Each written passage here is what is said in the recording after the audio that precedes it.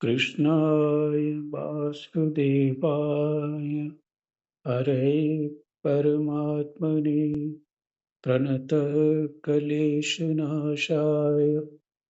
गोविन्दाय नमो नमः।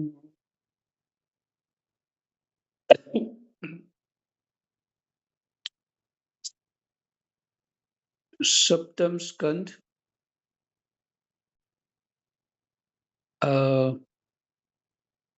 अध्याय कौन सा पाठ करने हैं आज? नहीं, हाँ वही तीसरा अध्याय पाठ करना है। ठीक है। और श्लोक नंबर 26 से आरंभ करने हैं। ठीक है।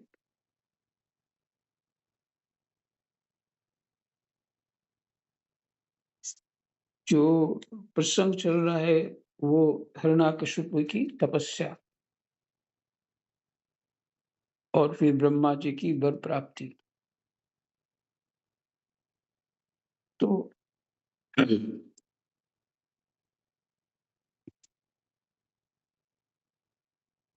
ब्रह्मा जी तो प्रकट हो गए थे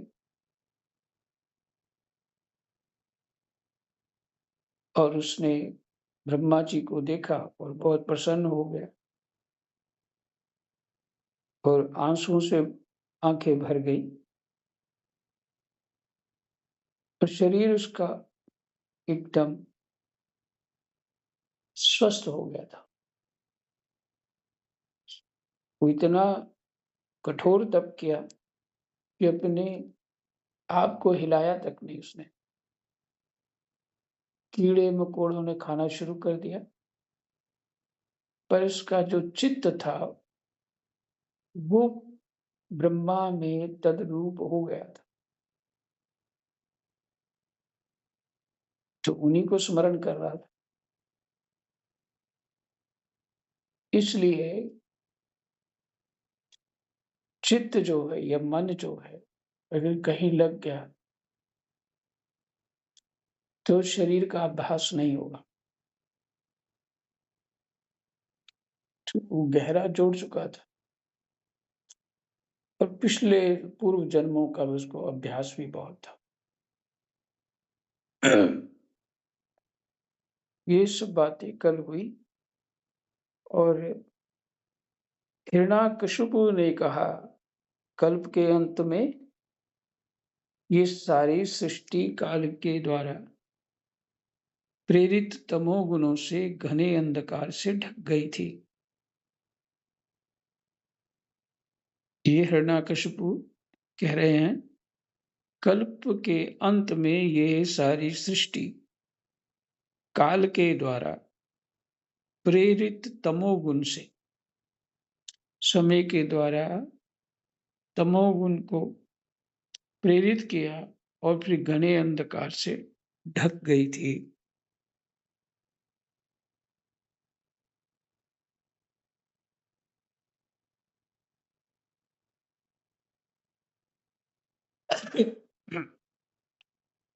उस समय स्वयं प्रकाश स्वरूप आपने अपने तेज से पुनः इसे प्रकट किया। ये ब्रह्मा जी की स्तुति हो रही है हिरण्याकशिपु के द्वारा। उस समय स्वयं प्रकाश स्वरूप आपने अपने तेज से पुनः इसे प्रकट किया। अपने तेज से, तेज में शक्ति भी हो सकती है, प्रभाव भी हो सकता है, प्रकाश भी हो सकता है। तो ब्रह्मा जी के पास रजोगुण के अधिष्ठाता है।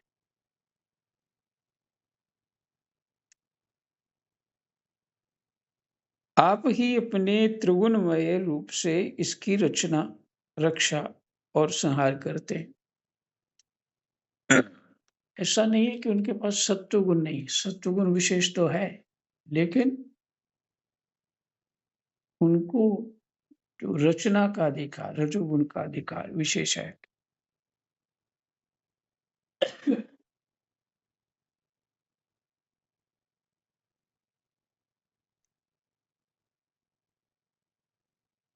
कहते हैं आप ही अपने त्रिगुणमय रूप से इसका रचना, रक्षा और संहार करते हैं। क्योंकि शक्तियां तो भगवान की ही है ना, उनके पास, ब्रह्मा जी के पास भगवान स्वरूप ही है। आप रजोगुण, सत्वगुण और तमोगुण के आश्रय हैं।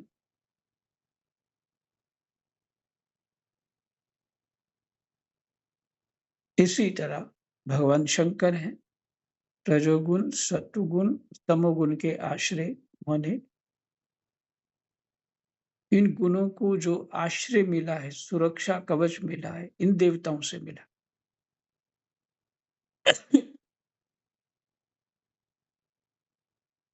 आधार मिला है।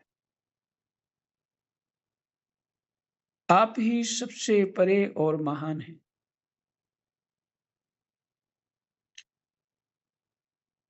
आपको मैं नमस्कार करता हूँ, आप ही जगत के मूल कारण हैं। ज्ञान और विज्ञान आपकी मूर्ति हैं। माने स्वरूप है। मूर्ति, जिसे साधुओं में मूर्ति किसको बोलते हैं? कितने महात्मा लोग आए, आज भंडारा है, कितने महात्मा लोग आए, तो ये नहीं पूछते, वो पूछते हैं कितने मूर्ति आए। तो भाव पीछे क्या है? ये सब भगवान की ही मूर्तियां। हम्म।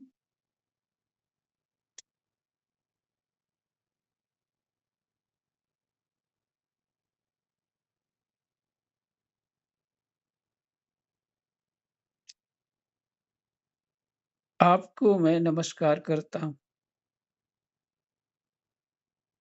आप ही जगत के मूल कारण हैं।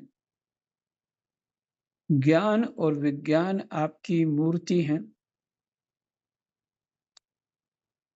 प्राण, इंद्रिय, मन और बुद्धि आदि विकारों के द्वारा आपने अपने को प्रकट किया है।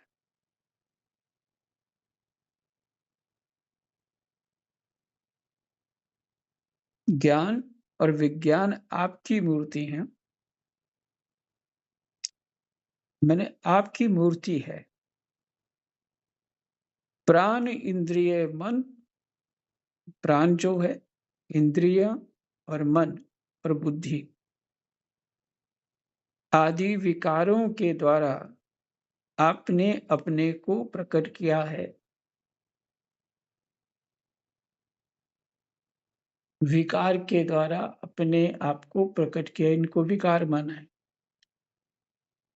यह एक होता है विकार, शब्द होता है कि कोई चीज खराब हो गई है ना, इसमें विकार आ गया है, इसको छोड़ दो। लेकिन यहाँ विकार माने जो आपकी शक्ति से, आपके जो गुणों के प्रभाव, जो गुण है आपके पास, उसके बदलाव होने के कारण ये विकार है। उससे ये उत्पन्न हुआ, इससे उत्पन्न हुआ, इससे ये उत्पन्न हुआ। जिसे आपको बताया ही जाता है कि आकाश से वायु उत्पन्न हुई, पर ये कल्पना करना बड़ा कठिन है, कैसे हुई होगी। आकाश माने स्पेस, जिसमें वायु नहीं होती, उससे, आकाश से ही वायु उत्पन्न हुई, वायु से ही अग्नि प्रकट हुआ, अग्नि से ही जल प्रकट हुआ। संभव है क्या? जल को तो जला देती है अग्नि, और अग्नि से ही जल प्रकट हुआ, और जल से ही पृथ्वी प्रकट।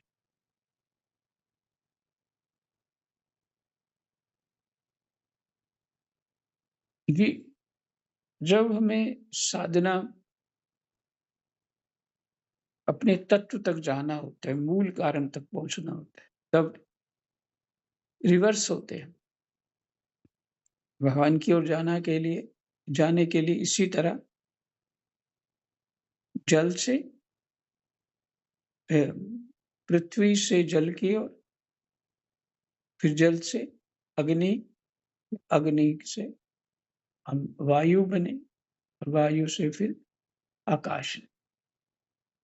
तो 5 तत्व जो हमारे शरीर में हैं ही, जो प्रकृति है ना?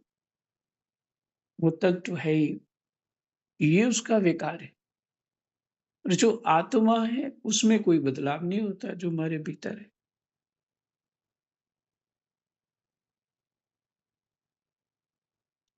तो जीव इस प्रकृति को जब तक नहीं छोड़ेगा, तब तक वो अपने स्वरूप आत्मा में अपने आप को निर्मल नहीं बना सकता। तो इस प्रकृति को छोड़ेगा।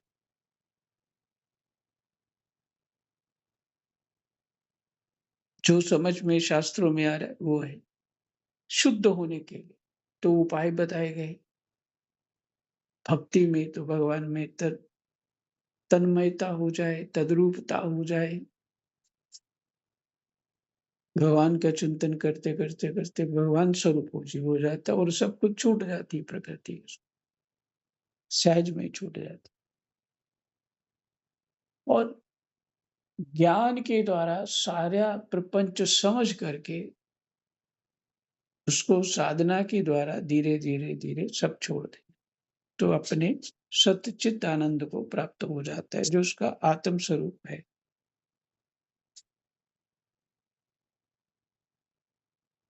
और शास्त्रोक्त तो जो साधनाएं हैं इस प्रक्रिया को करने के लिए, जो जिन्होंने अपने गुरुओं से जाना है, उनसे ही प्राप्त करके अपनी साधना करनी चाहिए।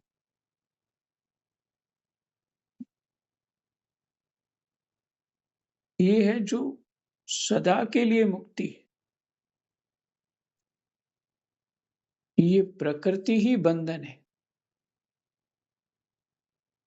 मुक्त तो हम हैं ही पहले से, अजर अमर हैं ही पहले से।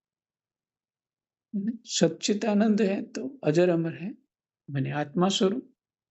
पर जब हम शरीर को धारण कर लेते हैं, तो फिर शरीर के माध्यम से हम जगत को अनुभव करते हैं। और ये जगत स्वप्नबद्ध है।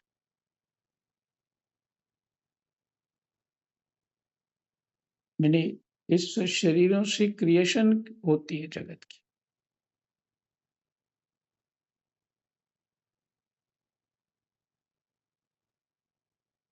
तो इस जो ये जो जगत रूप कल्पना है, इसका त्याग कैसे करें, एक समझना पड़ेगा। और इसका साधन कैसे करें।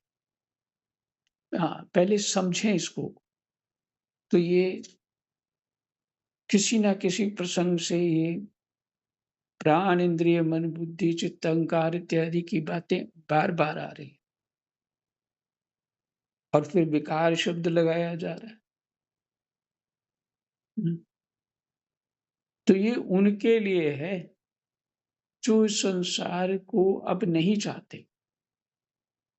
ये ज्ञान उनके लिए जो संसार को अब नहीं चाहते। केवल परमात्मा स्वरूप अपने आप को प्रकट करना चाहते, अर्थात अनुभव करना चाहते। तो उनके लिए तात्विक दृष्टि होना अनिवार्य है। और जो इसी शास्त्र को सुनकर इस लोक की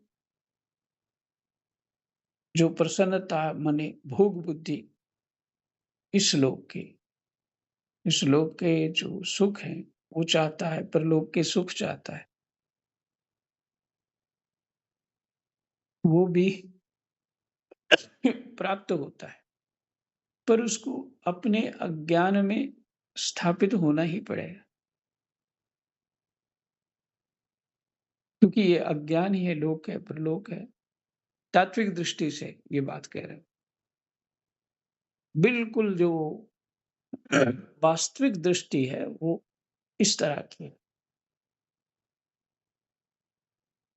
क्योंकि जीव ईश्वर अंश, जीव अविनाशी, चेतन अमल, सहज सुख राशि। उसको सुख कहीं से प्राप्त नहीं करना है, वो सहज ही सुख स्वरूप है। तो सब कुछ छोड़ देगा तो वो स्वतः उस सुख को प्राप्त हो जाएगा जो है वो।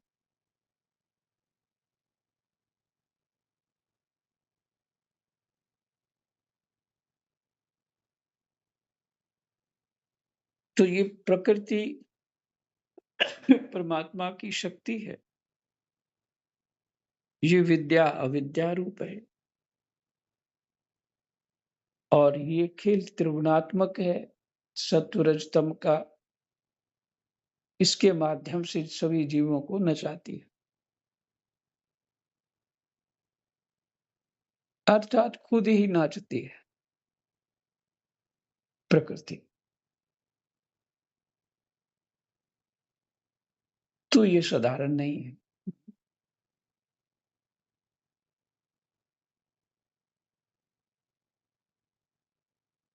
तो यहाँ ब्रह्मा जी को कहते हैं, प्रभु ज्ञान और विज्ञान आपकी मूर्ति है, प्राण इंद्रिय मन और बुद्धि आदि विकारों के द्वारा आपने अपने को प्रकट किया है।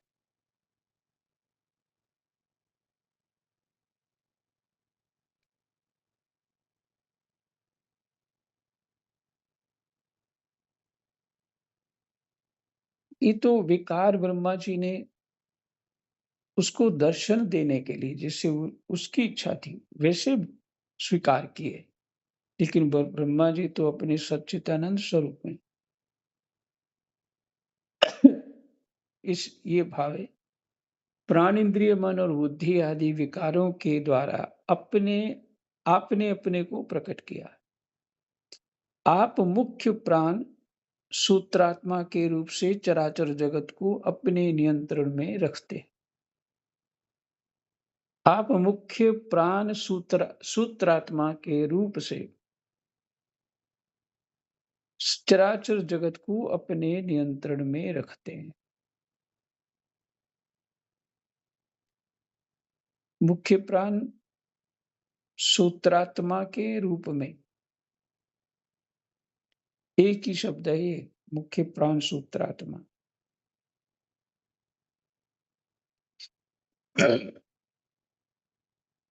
इसे यहां इसे सरल कर ले, आप के रूप से बने, आप के रूप से चराचर जगत को अपने नियंत्रण में रखते हैं, मैंने अपने समर्थ और शक्ति से। आप ही प्रजा के रक्षक भी हैं। भगवान चित्त चेतना मन और इंद्रियों के स्वामी आप ही हैं। चित्त चेतना मन और इंद्रियों के स्वामी आप ही हैं। पंचभूत शब्दादि विषय और उनके संस्कारों के रचयिता भी महतत्व के रूप में आप ही हैं।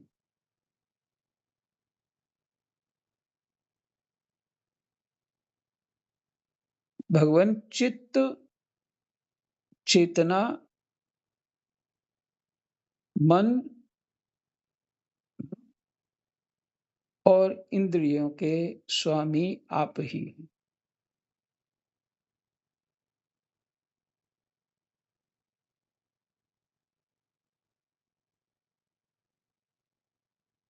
पंचभूत शब्दादि विषय और उनके संस्कारों के रचयिता भी महतत्व के रूप में आप ही। जो वेद होता है, अधर्वयु ब्रह्मा और उद्गाता, इन ऋत्विजों से होने वाले यज्ञ का प्रतिपादन करते हैं। जो वेद होता जो वेद होता अधर्वयु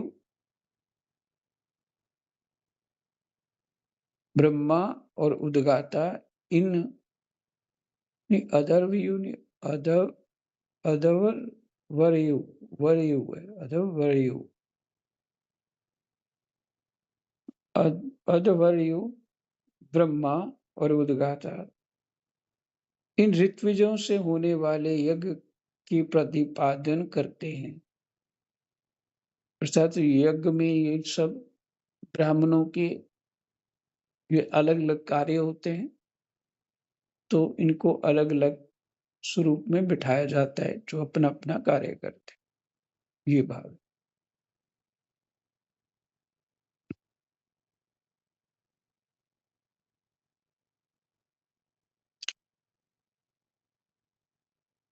इन ऋत्विजों से होने वाले यज्ञ का प्रतिपादन करते हैं। वे आपके ही शरीर हैं। ये सभी ब्राह्मण भी आपके शरीर और वस्तुतः यज्ञ भी आप ही हैं।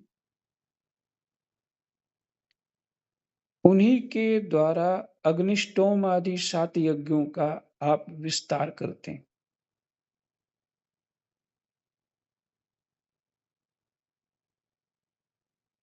उन्हीं के द्वारा अग्निष्टोम आदि 7 यज्ञों का आप विस्तार करते हैं। यज्ञों के नाम है अग्निष्टोम आदि। आप ही संपूर्ण प्राणियों के आत्मा हैं, क्योंकि आप अनादि, अनंत, अपार और सर्वज्ञ अंतर्यामी।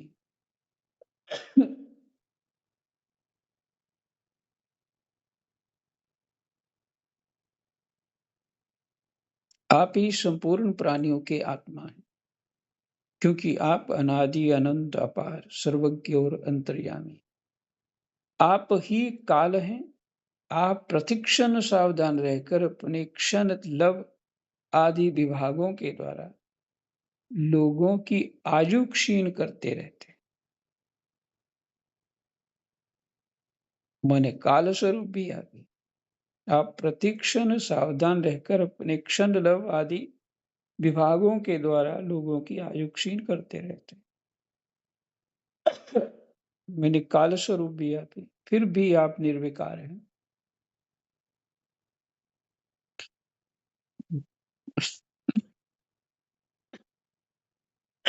राम। क्योंकि आप ज्ञान स्वरूप परमेश्वर अजन्मा, महान और संपूर्ण जीवों के जीवनदाता अंतरात्मा है। देखिए, ऐसी ये सब भावों और विचारों को लेके हिरण्याकश्यप ब्रह्मा जी की उपासना कर रहा था। तो इनको ब्रह्मा जी के बारे में ज्ञान है तभी ना इनकी तपस्या सफल हुई है। ऐसे थोड़ी हो जाएगा कि खाली टांगों पे खड़े हो गए तो सब कुछ हो जाना है। नहीं, नहीं। पूरा ज्ञान विज्ञान पता होना चाहिए। जो इस तरह के हठ तप जिन्होंने किए हैं, करते हैं, जिनका समर्थ है, हम लोगों की केवल कलयुग में केवल नाम आधारा, इतनी समर्थ ही नहीं है। 2 घंटे से ऊपर हो जाए तो हमको चाय चाहिए, ये चाहिए, वो चाहिए। नहीं तो बीपी लो हो जाता है। और वैसे भी सतयुग था, उस समय की बात है। सृष्टि रचना हो रही थी उस समय।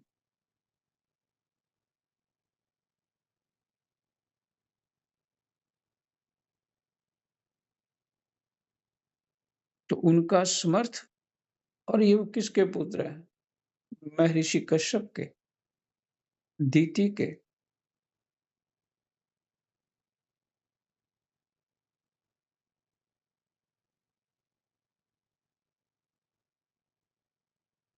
प्रभु, कार्य कारण चल और अचल ऐसी कोई भी वस्तु नहीं है जो आपसे भिन्न हो। समस्त विद्या और कलाएं आपके शरीर हैं। आप त्रिगुणमयी माया से अतीत स्वयं ब्रह्म हैं।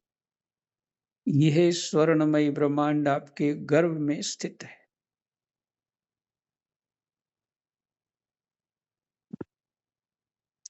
आप इसे अपने में से ही प्रकट करते हैं।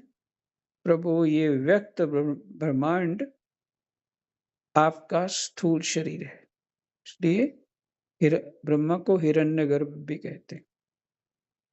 हिरण्य मैंने स्वर्ण। इससे आप इंद्रिय, प्राण और मन के विषयों का उपभोग करते हैं।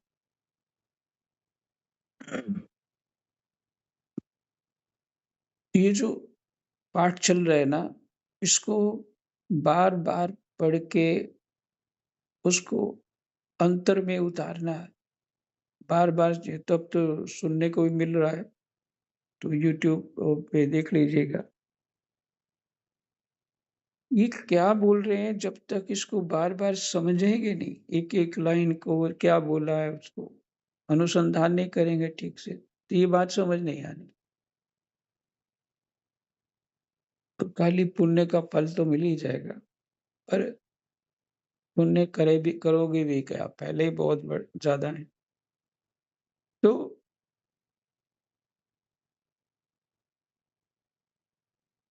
इसलिए ये आत्मसात होगा तब समझ में आएगा कि हिरण्याकश्यप ने ये जो कहा था, कोई नहीं 1 जन्म नहीं होगा, 2 जन्म, 3 जन्म और जब तक नहीं हो मैं ये अनंत जन्म निछावर कर दूँगा इस तप के लिए। वो पाके ही रहूँगा, लेकिन उसको एक ही जन्म में होगा, क्योंकि उसने वही पूर्ण रूप से उसका संकल्प था, उसने किया।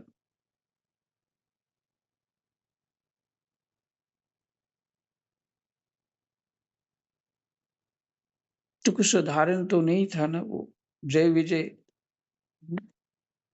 श्रापित लोग थे ये।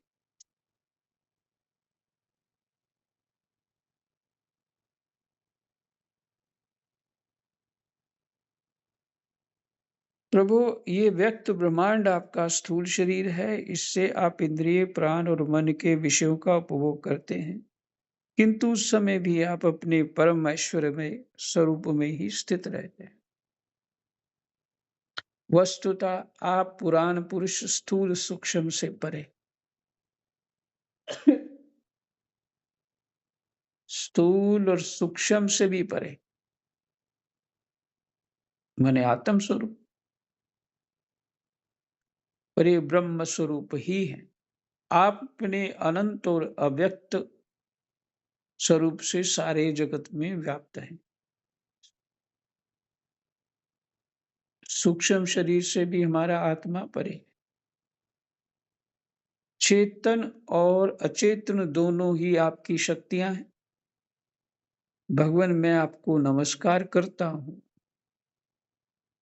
ये ब्रह्मा जी से कह रहे हैं, प्रभु आप समस्त वरदाताओं में श्रेष्ठ हैं।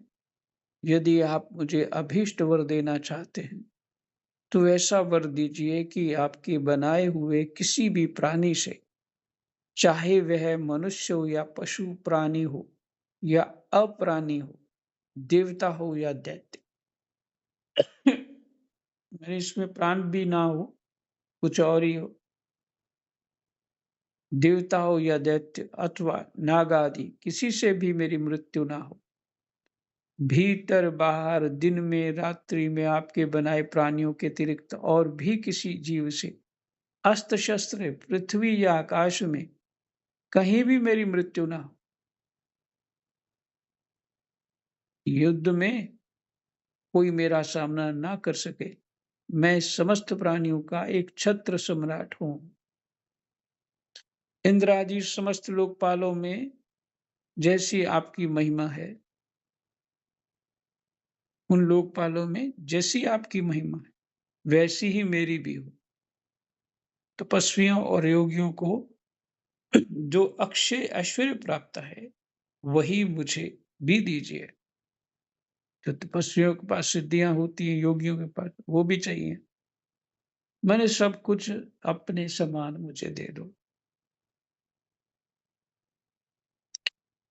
पर ब्रह्मा के समान ज्ञान नहीं मांगा बस।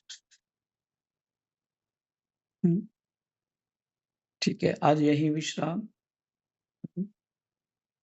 और अध्याय विश्राम हो गया।